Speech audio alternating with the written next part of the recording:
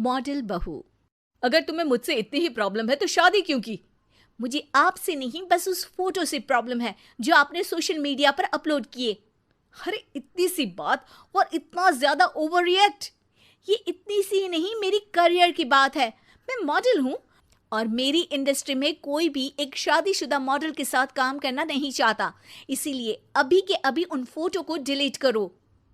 नैना के गुस्से में ऐसा बोलने पर रोहित सोशल मीडिया से अपनी और नैना की सारी फोटो डिलीट कर देता है। नैना एक मॉडल है जिसकी शादी रोहित से होती है, पर उसे हमेशा हर चीज से पहले सिर्फ मॉडलिंग ही दिखाई देती है। इसीलिए वो इसके आगे अपनी शादी को भी कोई इम्पोर्टेंस नहीं देती। एक रात नैना तैयार होकर कमरे से बाहर निकलती है। अरे इतनी रात को ऐसे तैयार होकर कहाँ जा रही हो? Night club. बहू, इस तरह रात भर घर की बहू का बाहर रहना सही नहीं है। ओ प्लीज, ये छोटी थिंकिंग आप अपने पास ही रखें। मेरे प्रोफेशन में night club and parties normal है। ऐसा बोलकर नैना घर से बाहर निकल जाती है और रात भर पार्टी करने के बाद अगली सुबह घर वापस आती है, जहां उसकी सास सुबह सुबह घर की सफाई कर रही होती है। ओहो मम्मी, आप तो बहुत जल्दी उठ जाती है। चलो अच्छा है, मैं चली सोने। जब पूरी दुनिया के उठने का समय है तब तुम्हें सोना है। भला ये भी कोई घर वापस आने का समय है? नॉट अगेन मॉम, मैं आप और आपकी इन बातों से टायर्ड हो गई हूँ। अगर आपको ये सब सहन नहीं करना था तो रोहित की शादी एक मॉडल की बजाय किसी साधारण लड़की से करानी थी ना। सास को ये सब बोलकर नैना सोने चली जाती है, जिसके बाद वो सीधा शाम को कमरे से बाहर निकलती है तो देखती है कि उसकी सास और रोहित बैठे बैठे खाना खा रहे हैं। नैना भी उन्हीं के साथ डाइनिंग टेबल पर जाकर बैठ जाती है, जहां सारा तेल वाला खाना देखकर वो गुस्से में भड़क जाती है। ये सब क्या है मॉम? आपको पता है ना कि मैं एक मॉडल हूँ और मुझे अपना फिगर मेंटेन करने के लिए हेल्दी फूड ही खाना होता है, नॉट लाइक यू। फिर भी आपने सारे खाने में तेल ही तेल भर दिया। बस नैना, बिल्कुल चुप। पहले तो तुम घर में एक सुई तक नहीं हिलाती और मम्मी जो पूरा समय अकेले काम करती रहती है उन पर चिल्ला रही हो। इतनी दिक्कत है तो खुद ही खाना क्यों नहीं बना लेती? पर बनाओगी कैसे? तुम्हें तो मॉडलिंग, पार्टी और सेल्फी के अलावा और कुछ आता ही नहीं ना। मेरे भैया भाभी ने मुझे आज तक किसी काम के लिए नहीं बोला। मैंने जब जो मांगा वो मिला और इन्हें देखो, खाने के नाम पर कितनी बातें सुना दी। बस बहुत हुआ, मुझे अब यहाँ नहीं रहना। नैना गुस्से में तुनकते हुए बैग पैक करके घर छोड़कर अपने भैया के घर पहुंच जाती है, जहां उसकी भाभी खुशी से नैना का स्वागत करती है। अरे क्या बात है नैना, ना कोई खबर ना रोहित साथ में, अचानक कैसे आना हुआ? मैं तो उस घर को हमेशा के लिए छोड़ आई, दोबारा कभी वहां वापस नहीं जाऊंगी। ऐसा बोलकर नैना घर में आकर मजे में सोफे पर बैठ जाती है, जिसके बाद अब वो पूरे ठाठ बाट से अपने मायके में रहने लगती है, जहां उसकी भाभी सारा काम करती और नैना अपने मॉडलिंग प्रोजेक्ट करते हुए बस मौज में बैठकर खाती। नैना, आखिर बताओ तो सही कि तुम्हारे ससुराल में ऐसा क्या हुआ जो तुम्हें घर छोड़ना पड़ा? बस उन्हें मेरा लेट नाइट पार्टी जाना और कोई काम ना करना पसंद नहीं था, तो मैंने वो घर छोड़ दिया और यहाँ आ गई। नैना की बात सुनकर उसकी भाभी हैरानी से उसे देखने लगती है, पर कुछ बोलती नहीं। इसी तरह कुछ समय बीतता है और देखते ही देखते अब नैना के पास मॉडलिंग के प्रोजेक्ट्स आने कम हो जाते हैं, जिससे नैना बहुत परेशान रहने लगती है। ऐसा कैसे हो सकता है? मैं इतनी सुंदर मॉडल हूं तो फिर भी मुझे काम क्यों नहीं मिल रहा? देखो नैना, काम में ऐसे उतार चढ़ाव तो आते ही रहते हैं। आज नहीं तो कल तुम्हें इससे भी अच्छा काम मिलेगा। तब तक अगर तुम चाहो तो घर में खाली बोर बैठने से अच्छा है कि मेरी मदद कर सकती हो। नैना पहले तो घर के काम का नाम सुनकर नाक चढ़ाती है, लेकिन फिर कुछ दिनों तक कोई काम न होने पर बोर होकर अपने आप भाभी की मदद करने पहुंच जाती है। इसी तरह धीरे धीरे उसकी भाभी नैना को घर का काम करने के साथ सारा खाना बनाना भी सिखा देती है। एक रात नैना और उसके भैया भाभी साथ बैठकर डिनर कर रहे होते हैं। पता है, आज का सारा खाना नैना ने बनाया है, मैंने तो बस आज थोड़ी सी ही मदद की है। मानना पड़ेगा नैना, खाना तो बहुत स्वादिष्ट है। आखिर मेरी बहन मल्टी टैलेंटेड जो है, मॉडलिंग और घर दोनों एक साथ बखूबी संभाल सकती है। और फिर जब मदद करने के लिए घर में कोई दूसरा इंसान भी हो तो फिर दिक्कत ही क्या। मेरी बहन चाहे तो उसके लिए कुछ भी इम्पॉसिबल नहीं है। भैया की बात सुनकर नैना को अपनी सास और रोहित की याद आ जाती है। भैया, मम्मी और रोहित ने कभी मुझे मॉडलिंग करने से रोका नहीं। वो तो हमेशा हर चीज़ अकेले संभालते आए हैं और मैं हर काम खराब करती रही। मम्मी पूरा घर अकेली संभालती है और मुझसे बस थोड़ी मदद की उम्मीद करती है, पर उसकी जगह मैं उन्हें उल्टा बोलती रही। गलती मेरी है भैया, मुझे अपने ससुराल वापस जाना चाहिए। जानकर खुशी हुई बहना कि अब मेरी छोटी सी बहन समझदार भी हो गई है। इसके बाद नैना अपने ससुराल वापस आकर रोहित और अपनी सास से माफ़ी मांगती है और बाद में खुशी वर्षा को अपनी तेजी पर बहुत घमंड था। वो बात बात पर हर्षा को ताना मारा करती। एक दिन वर्षा किचन में खाना बना रही होती है और हर्षा से कहती है, देवरानी जी, इतना धीमे धीमे खाना बनाओगी तो लोग भूख से मर जाएंगे। पिछले जन्म में कछुआ थी क्या? मेरा तो पता नहीं, आप बहुत तेज हो। आप पिछले जन्म में घोड़ा थी क्या? वर्षा आराम से चली जाती है। खाना खाने के बाद वर्षा का पति गौतम, हर्षा का पति लोकेश और उनके माता पिता बैठकर टीवी देख रहे होते हैं। तभी सास कहती है, अरे रामायण लगा दो हर्षा। हर्षा धीरे धीरे चैनल बदलती है। जब तक रामायण की चैनल पर पहुंचेगी रावण मर भी चुका होगा। हाँ बेटा हर्षा, जल्दी लगा देना, राम भगवान के दर्शन कर लूं। जी लगा तो रही हूं। इतना स्लो? सासू माँ इतने में तो अयोध्या जाके राम भगवान के दर्शन कराएंगी। सब वर्षा की बात पर हंसने लगते हैं।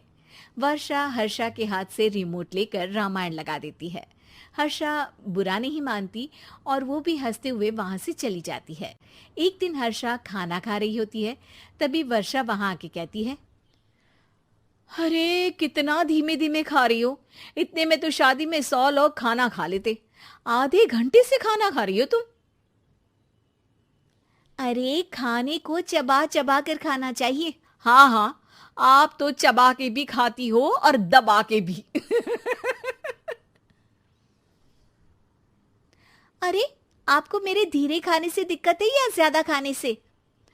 अरे आप धीमे खाओ या ज्यादा खाओ मुझे क्या, बस मैं ये कहने आई थी कि सुबह कुछ मेहमान आ रहे हैं, जल्दी उठ के खाना बना लेना, देर मत करना। साथ में बनाते हैं ना। तुम्हारे साथ बनाऊंगी तो स्पीड को 5वें गियर से पहले गियर पर ले आना पड़ेगा। अरे भाई, तुम्हारे साथ रहकर तो मेरी तेज रफ्तार पर भी असर पड़ेगा और मैं भी तुम्हारी तरह हौले हौले काम करने लगूंगी सब। ठीक है, मैं पराठे बना लूँगी और सब्ज़ी बना लूँगी। आप चपाती बना लेना और दाल बना लेना। हाँ हाँ ठीक है, पर अलग अलग ही बनाएंगे। अगले दिन हर्षा जल्दी उठ के काम करने लगती है और वर्षा सुबह उठ के ये सोच के वापस सो जाती है कि काम तो वो तेज कर ही लेती है। अगर थोड़ी देर सो भी जाएगी तो भी हर्षा से पहले तो काम निपटा ही लेगी। हर्षा बेटा, आज भगवान के लिए थोड़ा जल्दी हाथ चलाना। हाँ, मेहमान आने ही वाले हैं। जी हाँ माँ, आटा गूंद लिया है, आलू उबल रहे हैं, पराठे बनाने ही वाली हूँ, फिर सब्जी भी बना लूँगी। इतने में ही वर्षा वहाँ आ जाती है। माँ जी, मेरा तो आप टेंशन ही मत लो, अभी उठी हूँ, लेकिन देखना खाना फटाफट राजधानी एक्सप्रेस की स्पीड से बना दूंगी। इतने में ही मेहमान आ जाते हैं। आइए आइए आइए, खाना बन ही रहा है, चाय बनवा लेती हूँ पहले आपके लिए। सास किचन में आती है। वर्षा, वो लोग आ गए, चाय बना दे जल्दी से। हर्षा को नहीं बोल रही क्योंकि वो तो सुबह की चाय देने में शाम कर देगी। चाय बन भी चुकी है माँ जी। वर्षा तेज ही नहीं, सबसे तेज है। आप चलिए, मैं चाय लेकर आती हूँ। वर्षा मेहमानों के सामने चाय लेकर जाती है। ये हमारी बहू है वर्षा, तेज वर्षा कहते हैं इसको।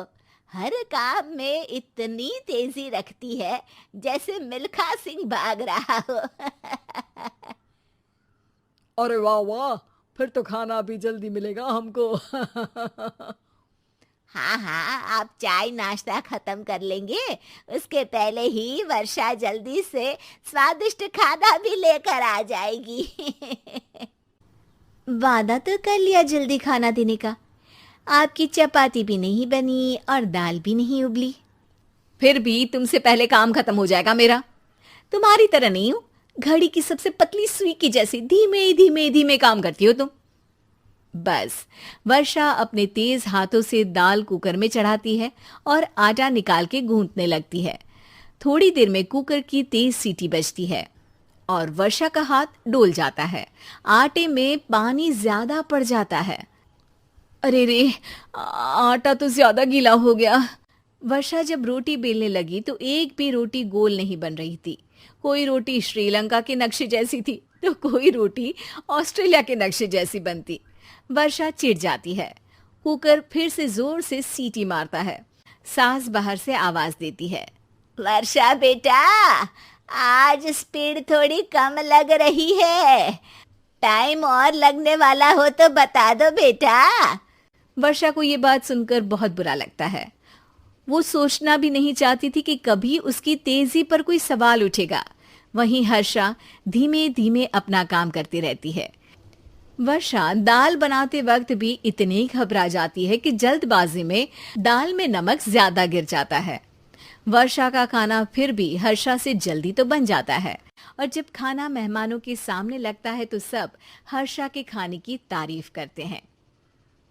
अरे पराठे तो कमाल की बनी है और सब्जी भी, बस दाल में नमक थोड़ा इधर उधर हो गया है।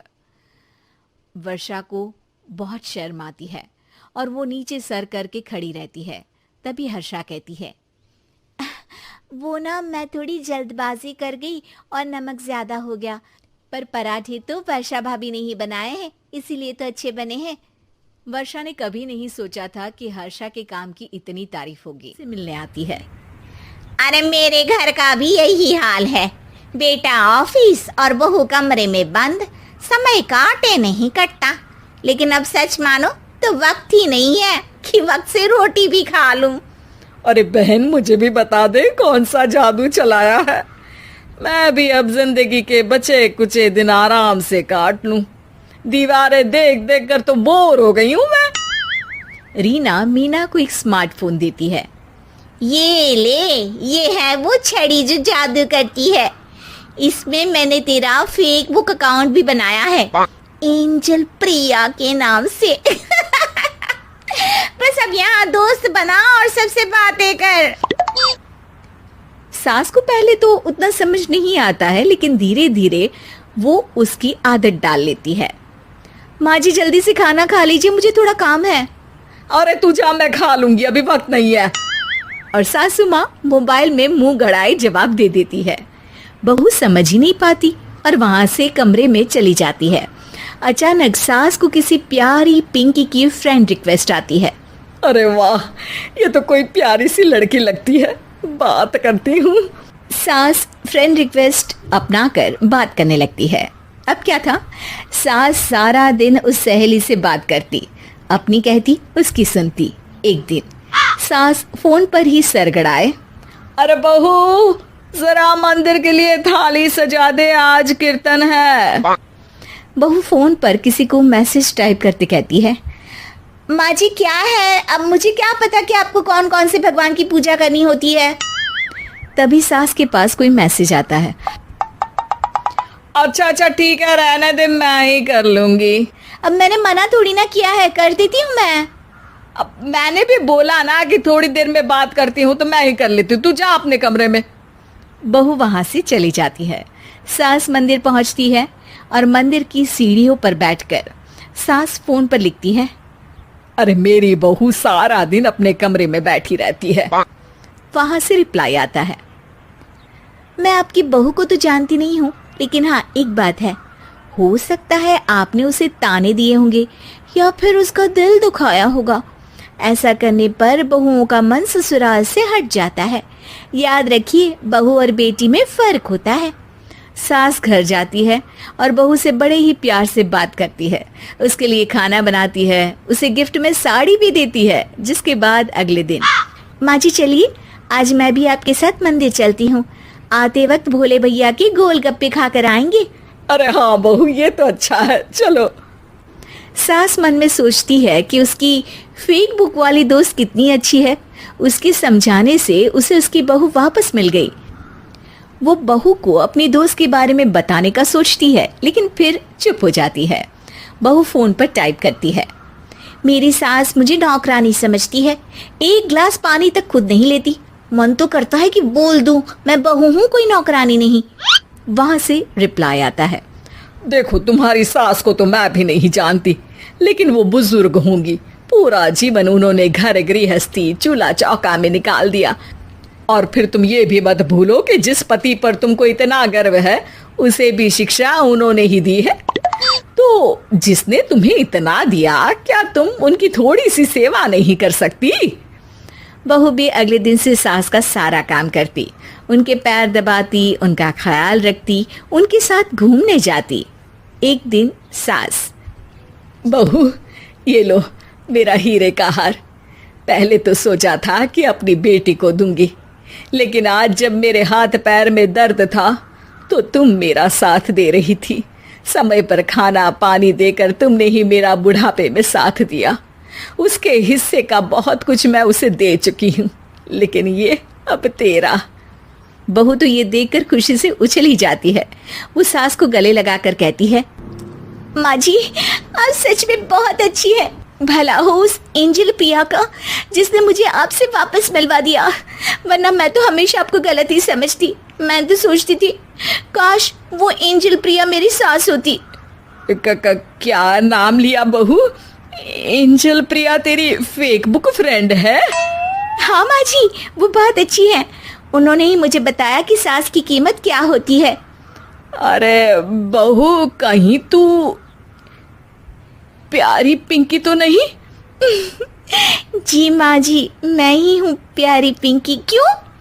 सास बहू को गले लगाकर कहती है, मैं भी यही सोचती थी कि काश प्यारी पिंकी मेरी बहू होती। शुक्रिया बहू। सासू माँ, शुक्रिया तो हम दोनों को फेक बुक और सोशल मीडिया का करना चाहिए, जिसने हम दोनों को एक दूसरे से दिल से मिला दिया। अब तक दोनों को समझ आ गया था कि जो खुशी वो बाहर ढूंढ रहे थे, सच में तो वो उनके घर में ही था, जो कि अपना पूरा दिन मोबाइल पर ही निकालता था। कभी पबजी खेलता तो कभी यूट्यूब चलाता। एक दिन अर्पित और समीक्षा के मम्मी पापा से मिलने आते हैं और देखते हैं कि रोहित मोबाइल से हटने को तैयार ही नहीं है। अरे रोहित, तुम्हारी तो आईआईटी की परीक्षा है ना? तुम तैयारी नहीं कर रहे हो परीक्षा की? वो सब तो मोबाइल पर ही हो जाएगा। ये देखिए, ये है गूगल, इससे जो भी पूछो वो सब बता देता है। तो आखिर कागज क्यों बर्बाद करूं? अरे पर तुम इन प्रश्नों की तैयारी बिना लिखोगे कैसे? उसमें क्या है, ये देखिए नोटपैड, बिल्कुल कॉपी जैसा है, इसी पर कर लूंगा। हम जब तुम्हारी उम्र के थे तब हम दोस्त मिलकर प्रश्न हल किया करते थे। उससे हमारी हैंडराइटिंग की भी प्रैक्टिस हो जाती थी और समय का भी अंदाजा लग जाता था। और फिर साथ में हम एक दूसरे की मदद भी कर देते थे अगर कोई अटक जाए तो। आपका जमाना अलग था जीजा जी, अभी जमाना फास्ट और स्मार्ट हो गया है। जमाना क्या, अब तो फोन भी स्मार्ट हो गया है। समय के साथ बदलना पड़ता है जीजा जी। अब बस भी कीजिए आप, हर चीज को लेक्चर में बदल देते हैं। रोहित अच्छा कर लेता है परीक्षा में। इतने में अर्पित के सास ससुर जी आ जाते हैं हॉल में और अर्पित इस बारे में बात नहीं करता। हालांकि अर्पित को लगता तो है कि पूरी तरह मोबाइल पर लगे रहना सही नहीं है, पर वो इस बात को और नहीं छेड़ता। ऐसे ही 2 दिन निकल जाते हैं। समीक्षा, मुझे काम से फोन आया था, मुझे वापस काम पर लौटना पड़ेगा। पर हमें आए हुए तो 2 ही दिन हुए हैं, अभी चले गए तो माँ और पापा को अच्छा नहीं लगेगा ना। अच्छा ठीक है, तुम रुक जाओ, मैं काम खत्म करके फिर लौट आऊंगा।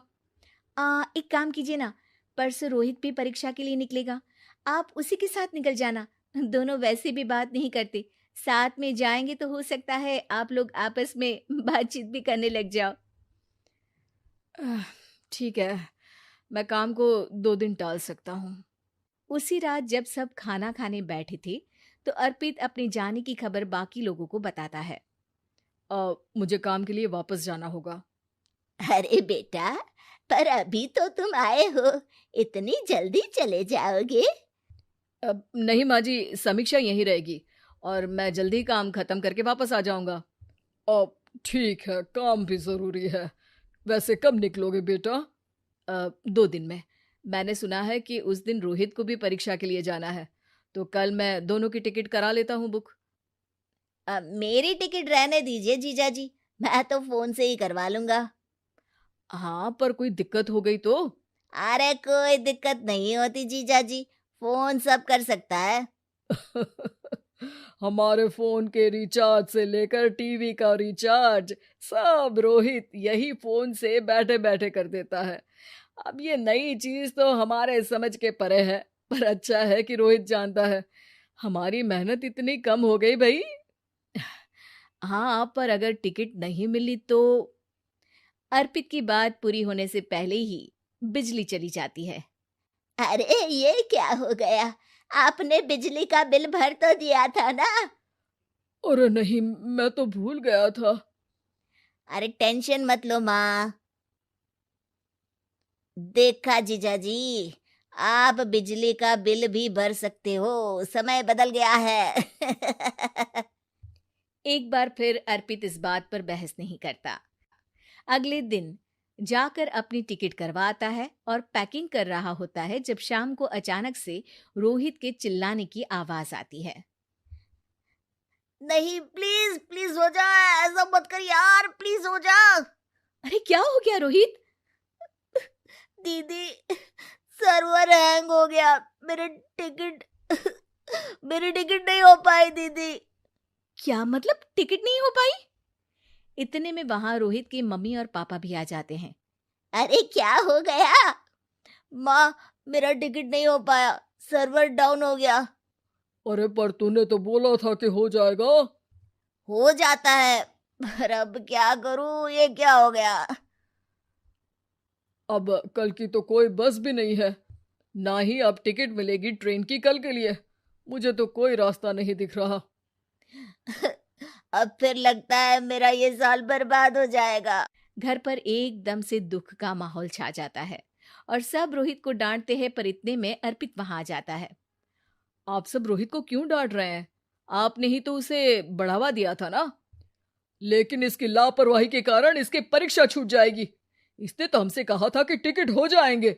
हे भगवान, अब क्या होगा? चिंता करने की कोई बात नहीं है, मैंने एक एक्स्ट्रा टिकट करवा ली थी। मैं समझता हूँ कि मोबाइल हमारा ही काम आसान करने के लिए है, पर उस पर ही पूरी तरह से निर्भर होना तो गलत बात है ना। रोहित टिकट को देखकर बहुत खुश हो जाता है और जोर से जाकर अपने जीजाजी के गले लग जाता है।